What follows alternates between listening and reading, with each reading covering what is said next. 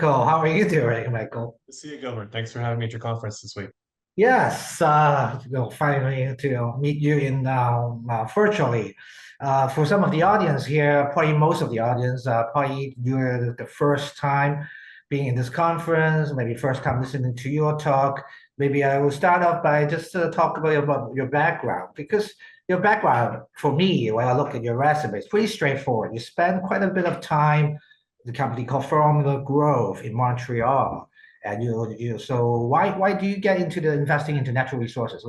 Give us a brief sort of overview of your background. Yeah, it's actually a great story, Gilbert. So I started investing in the late 90s, or 97, 98. I've always been a bit of a contrarian at heart. So when others are buying things, I want to buy the opposite quite often. So in 97, 98, when everybody was going crazy about the dot-com boom, not unlike today's AI boom that we're seeing, nobody wanted to invest in natural resource stocks. Nobody cared about the old economy stocks, the brick and mortar investments that kind of drive our economy. So I remember I was in a portfolio management program at university. Eight university students got to manage $1 million portfolio, and we had a vote one day on who's going to cover which sectors. And the technology sector came up, and 7 out of 8 hands all shot up saying everybody wanted technology. They're all fighting over technology. And then the energy sector came up, oil and gas, which is a big part of the Canadian economy, as you know. And nobody wanted the oil and gas sector. Zero interest. I said, okay, fine. I'll take the one that nobody wants. And back then, oil was $10 a barrel. The belief that oil was going to go to five, it was worthless. And oil actually went from 10, as you recall, to $140 a barrel by 2008. So that was my first lesson in commodities investing. I had many stocks that went up 10, 20, 30 times my money. So from that day forward, I was totally hooked on A, investing in commodities, and B, buying commodities when they're out of favor or nobody really cares about them. That's often the best time to make really fantastic returns. So I've been a passionate commodity investor for over 25 years now because of that. So having said that, you know this mining sector obviously is cyclical. We call it a cyclical business. So how do you mitigate? Because over the 25 years there will be ups and downs, and where are we at now in the commodity cycle? What do you think? Yeah, it's a great question, and I've been speaking publicly on my other YouTube videos I've done recently on. I've been doing commodities for 25 years, Gilbert. I've never seen a setup like this before in my career. Usually, when a commodity like gold is making a new all-time high at $3,000 US as we speak, right? Usually the euphoria, the excitement, there's maybe 20,000 people at your conference, right? There would be so much interest in the sector. But the reality is, while the commodity is making a new all-time high, the interest in the sector remains very, very low, especially in the juniors. You have a bunch of really good quality juniors at your conference today, Gilbert. So the stocks are trading like the commodity is weak, but the commodity is actually very, very strong. So that's a very unique risk reward setup. The gold stocks will be trading like gold is 1,500 or $1,800 an ounce, but the gold price is actually 3,000. Usually to get this kind of valuation, you have to have gold making new lows. So I love the risk reward setup. I've never seen like this before. And I think a big part of the reason it reminds me of the late 90s in that all the money is being sucked into AI stocks and technology stocks, that all the market's attention is over there. And people are not seeing the incredible fundamental shift we're seeing in the gold sector happening right before our eyes. So for me, you have all the benefit of the upside with much less risk because the gold price is so robust right now. So that's a setup I have not seen before, and that's why I've put the vast majority of my personal net worth into gold related equities the last several years. Yeah, that's a good take. I always, because I'm in the business for over 20 years, 25 years, pretty much, and I've seen some ups and downs. And I remember the last cycle and the last peak, I call it. And you were in I think you're in the Formula Growth as at that time. 2011 was really the peak times. The valuations of the gold stocks, among other stocks, were really high, and then it sort of come back quite drastically for a couple of years at least. So remember those times, or how do you feel like how do you mitigate those times when you're a portfolio manager or as and part of the industry? Yeah, I keep going back to my first lesson in the late 90s of being contrarian. So I was fortunate in the later stages of that gold bull market, 2010, 2011, towards the end of the bull market, 2012. I didn't own any gold equities. And the reason was the euphoria. If you talk to taxi drivers in Toronto or New York, they all own gold stocks back then. It was on the tips of everybody's tongue, right? So for me as a contrarian, especially in the commodity sector, when everybody owns it, everybody's talking about it, everybody's interested in buying it, that's typically the end. So I bought gold stocks in the late 90s. I bought oil and gas stocks in the late 90s when they were very much out of favor. And then when the gold sector crashed in 2012, 2013, 2014, I re-engaged with the gold sector in 2015. I remember the gold price was $1,100 an ounce. People said it was going to go below 1,000, that it was a barbarous relic, that nobody cared about gold anymore. That's when I started doing research on the gold companies again. So I like to be, when the investor interest is very, very low or apathetic, that's when I try to get involved and try to time my entry points in that way. It's not always perfect, but it does definitely take a lot of risk off the table. And if you're the first one to be buying a stock, yeah, the worst case, you have to be patient. Maybe you lose a bit of money for 6 months or a year, but all the other investors are ready to come to you. When they do come to the sector, you have very good returns. Where if you're the last one in, oftentimes you can have some negative outcomes like some investors had in 2011, 2012. But I think we're still, to me, very, very early. I'd say we're in the first or second inning of, especially the junior resource stocks that I'm involved in, first, second inning of that cycle, because they've yet to really start moving and yet to get any recognition by the market. Yeah, as a follow-up to that, I think that that time not only the commodities metals price crash, but also there's a lot of talk of investors losing confidence because let's say all these even big mining companies, they're overpaying acquisition targets, they mismanagement during the peak time. Do you believe the mining companies now at this stage of the cycle has learned their lessons and become more disciplined in terms of operating? Yeah, absolutely. There's nothing like a near-death experience, Gilbert, to get you back in shape. It's like if you have a real serious health issue, you start going to the gym, maybe eating better. Same thing for these mining companies. In 2015, some of the biggest companies in the world, remember, Tech and Barrick were all-out liquidity crises. They were back, but Tech and Barrick were selling assets at fire sale prices. Their balance sheets are upside down because when the gold price was strong, they borrowed a lot of money.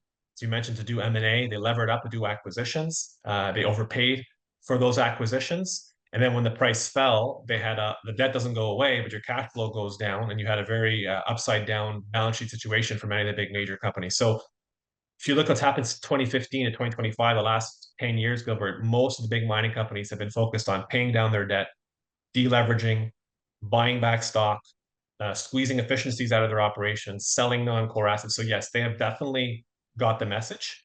If anything, Gilbert, and part of it's feeding my bullishness on the junior resource sector, the pendulum swung too far the other way.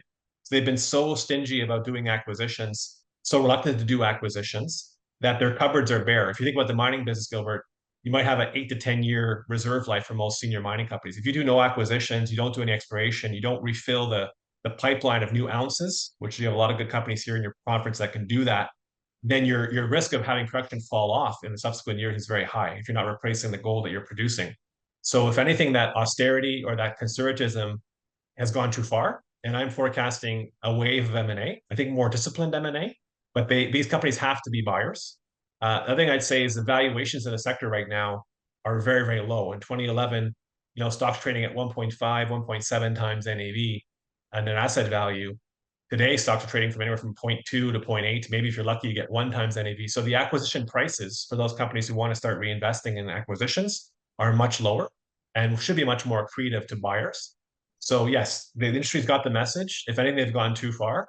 And I'm forecasting maybe a swing back to the middle where you do smart M&A, do acquisitions, recognize the fact that you're in a depleting business. And if you don't buy something, you're going to have a problem 10, 15 years down the road. Yeah, further with that, because I listened to some of your interviews as well. You're a portfolio manager. You attended some of these bigger conferences. You have access to the bigger cap companies in the gold industry. With right now gold price over 3,000, let's say we stay in 3,000 level for a little bit of time here, and does pretty much every gold mine out there is profitable in the world, and how are they gonna printing cash flow? They're pretty much doing free cash flow, tons of free cash flow. Are they try to use the free cash flow to try to do more acquisition, as you just mentioned? Yeah, I mean, you're right, Gilbert. If you're not making money today, today's gold prices, you probably shouldn't have your mind not be open at this point in time with $3,000 gold.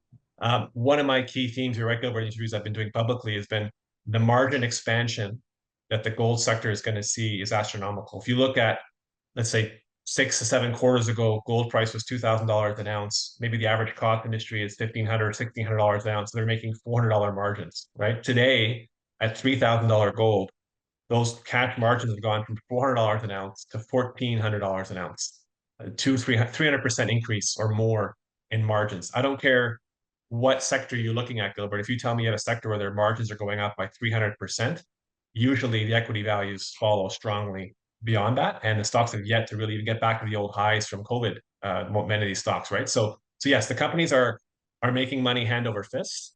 The free cash flow yield, Tavi Costa Prescott does very good work as well.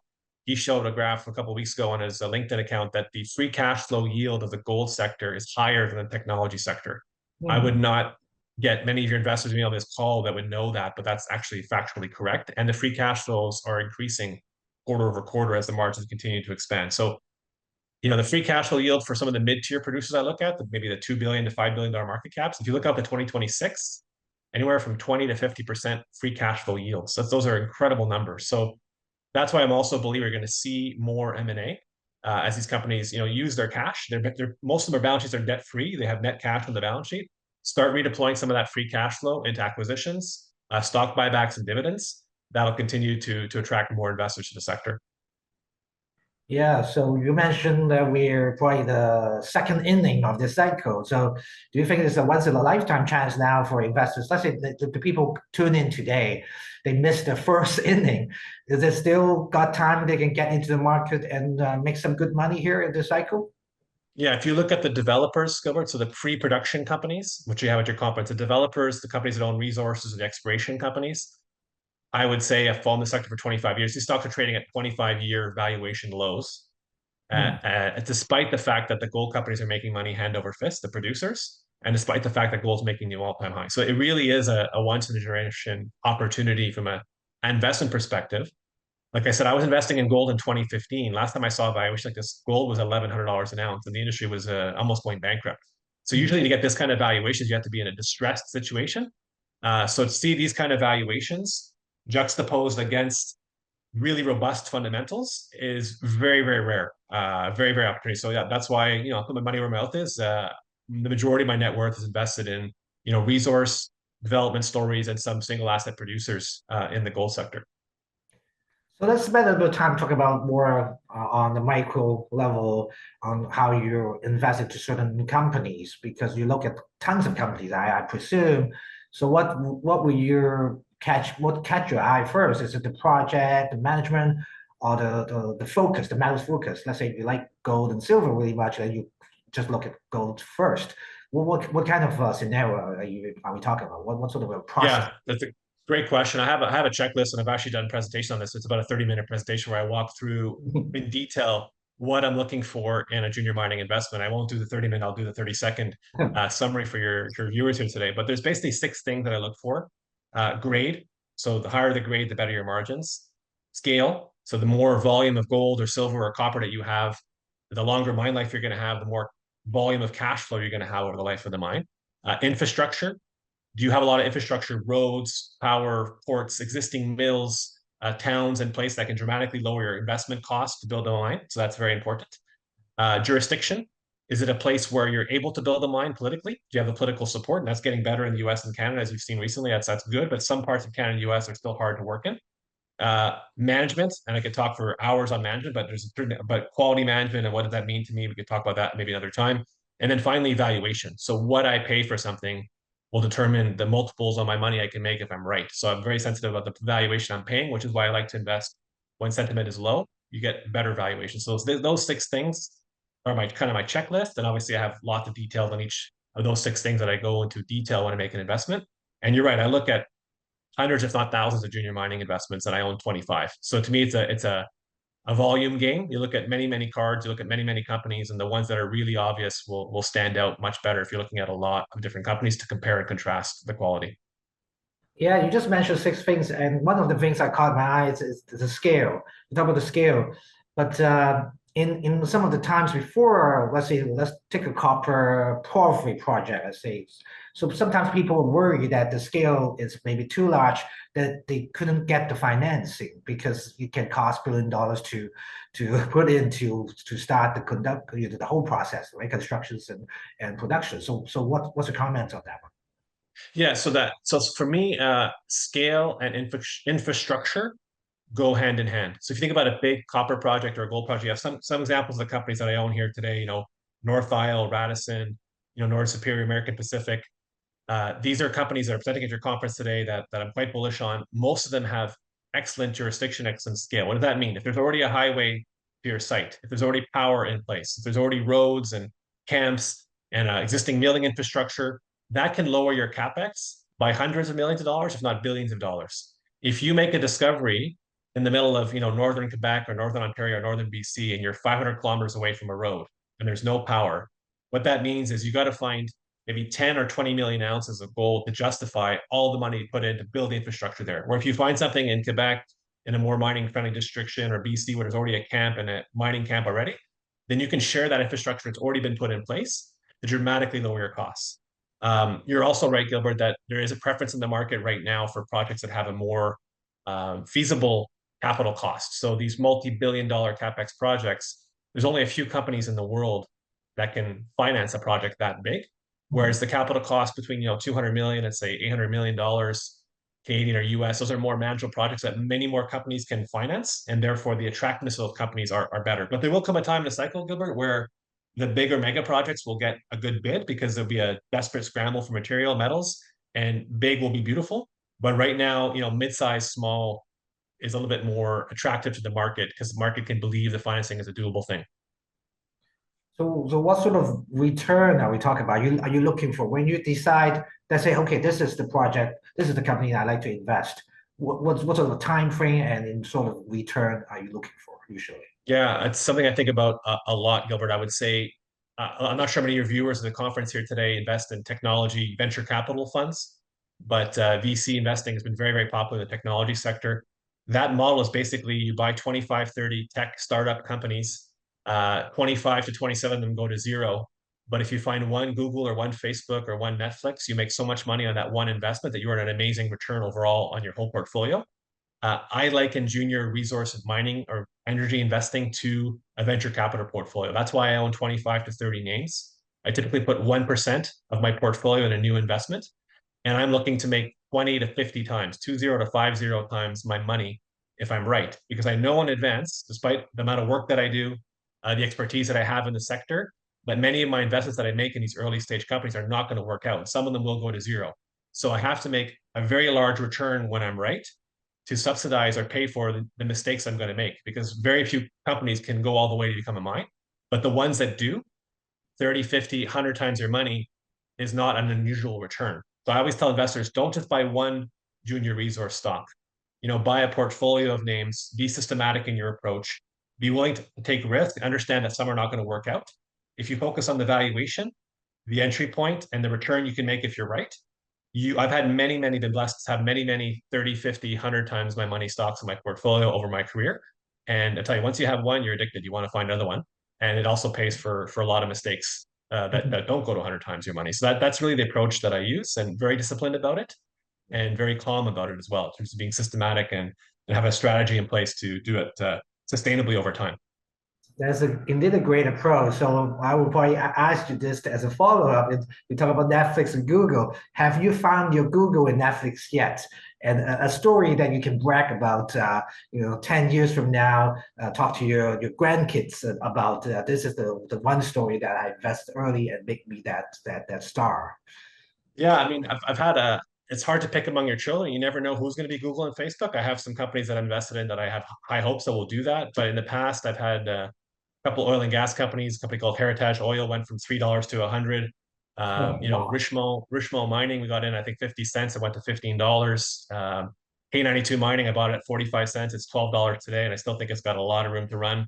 Um, Many other juniors I've invested in recently have gone up 10, 20 times. There's also a lot of mistakes I could talk about. In all humility, I don't get them all right, obviously, but yeah, when I'm making those investments, 1% of my portfolio, my expectation and my hope is that some go 20, 50, 100 times my money. And typically what I do, Gilbert, is if the company's doing well and executing and showing signs that it could become a mine, I'll increase my investment in subsequent financings, get up to 2, 3, 5, 10% of my portfolio. You kind of got to water the flowers, they say, and pull out the weeds, right? So some of the weeds are going to have to throw them in the garbage, but the flowers start to blossom are the ones you want to fertilize and give more water, let them grow into be these large companies, large successes that some of these companies can become. So I talk about the good things. So let's talk about the the biggest mistake so far you have made in your career, if you're being honest here, for sure. We'd like Yep. to share this story with our audience because without making, just like Michael Jordan, right? You gotta miss a lot of chances before you're hitting all these buzzer beaters. So what will be Yep. the biggest mistake that you made that you remember that you can always learn from it? I taught for 10 years at the university near my office in Montreal here. And I told my students when I was teaching at night, taught the night classes to give back to the community. I said, you got to start investing your money right away. And I said, I hope you guys all lose money. And they said, oh, sir, you're so mean. Why you want to do this? I said, no, because when you lose money in a stock, you learn 20 times more than when you make money in a stock. When you make money in a stock, you think you're really smart. When you lose money in the stock, it hurts. And if you're smart, you take your time to look at what's the mistake I made? How do I get better from this? So I view all my losing investments have been one of the greatest contributors to my success because I've learned from each one. And hopefully you don't repeat the same mistake more than two or three times until you learn not to do it again. So a lot of the criteria I have for investing in junior mining stocks have come out of not paying attention to those things and losing money. I'd say a couple of mistakes I've made in particular, investing with too much margin. So borrowing too much money to invest and having the market go down on you and being forced to sell stocks, even though you love them because the market's under pressure and the bank is calling you telling you got to repay your loan. So I've learned to lower my leverage over time, investing in the stock market. And a second one I would say that's where I've really fine-tuned my contrarian streak is investing in a commodity where I have a negative outlook of the commodity. So if I think that oil is going down or copper is going down or silver is going down, and I own stocks in that sector, that's my view. The commodity is going down a lot. You don't want to own any stocks in that sector. When a commodity is going down a lot, it's almost impossible to make money in that stock. You might fall in love with your companies and just say, I love company XYZ, I love this company. But if you think the commodity is going to go against you, it's like kind of like running a marathon with the wind blowing in your face. It's very hard to run. It's the same thing. So that's why I try to position myself in sectors that are on the upswing in the commodity space, which is the wind at your back. It's a lot easier to run. So those are two lessons among many, many lessons I've learned over the years in terms of losing money. Yeah, we've got a bit, running a bit over a few minutes, but I'll conclude this with the one last question to you. You talk about all these great lessons that you've learned. Is there any like mentor or anybody you look up to during your career that give you advice that you always remember? Because now you're sharing your insights with us, and people, of course, look up to you for advices too, right? So anybody that you that have helped you the most? Yeah, I'd say my first mentor in the business was a man named John Dobson. He was actually the founder of the company I worked at, Formula Growth. Very successful guy, very humble guy, very generous as well. So I learned a lot from him socially and how to do good with the wealth you create in this business. But on the finance side, he gave me advice I never forget. He said, Michael, surround yourself with people that are smarter than you. So he was always very comfortable not being the smartest guy in the room. He had incredible networks of people around him that advised him. He invested in small cap growth companies in all sectors. So he knew experts in every single industry in America. He invested mainly in the US. So he knew the best auto parts guy, the best aerospace guy, the best banking analyst. And he would always say, look, this stock looks good, but let me call someone that's even smarter than me, an expert in that domain, so that I can get that extra knowledge to make an even better decision. So if I've invested in the commodity sector, I'm not a geologist. I've never built a mine in my career. So I surround myself with geologists, mining engineers, metallurgists that I really respect. When I find an investment that to me looks really attractive, I always call them to vet it and say, look, this looks good to me, but in your professional opinion, is there any red flags? I think I'm missing that could cause this investment to be a loser. And that's keeps me in a lot of trouble too. Some people want to be the smartest person in the room, don't want to take advice from anybody. I'm very willing to find the smartest people that I can find and ask them to advise me on how to make better decisions. So that's something that I think it's free. Most time people are willing to share their knowledge and are very helpful. So that's something I've tried to do and build a really good network of people that can advise me to make me better at what I do. Great, and thank you for being here to share your good knowledge with us here at this conference. My pleasure. It's a lot of fun. Thank you, Gilbert.